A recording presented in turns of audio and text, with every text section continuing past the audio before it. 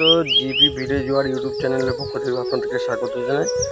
তো আজকের এই যে আগের দিন এই জমিটা আমাদের ছেঁচে দেওয়া হয়েছিল, তো ছেঁচার কারণে আমরা যে কাটা কাটা পাইপ দিয়ে ছেঁচেছি তার জন্য যে কীরকম কী পেঁয়াজ হয়েছে, তো আপনাদেরকে আমি বলেছিলাম যে ভিডিওতে আমি আপনাদেরকে দেখাবো। আর আমাদের এখানে বৃষ্টি হয়েছিল, একটু ঝড় হয়েছিল, যার জন্য গাছগুলো সব শুকিয়ে গেছে। আর মাটিটা একটু শুকোলেই মোটামুটি তুলার উপযোগী হয়ে যাবে।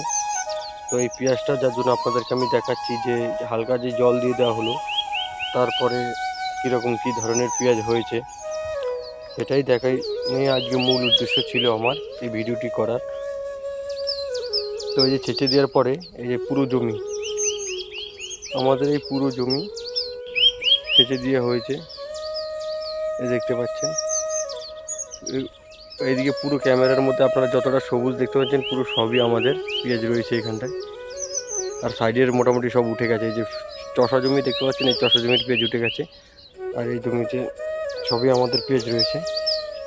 তো এখন চিন্তা একটাই যে কি করে তুলতে হবে, বৃষ্টি হলেই একটু ভয় রয়েছে, কেন গাছ যেহেতু পেকে গিয়ে শুয়ে গেছে গাছ।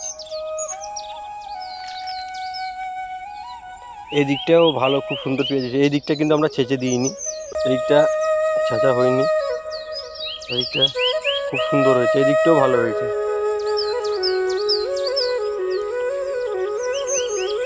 কিন্তু ঘাস হয়ে গেছে, একটু ঘাস হয়ে গেছে জমিতে।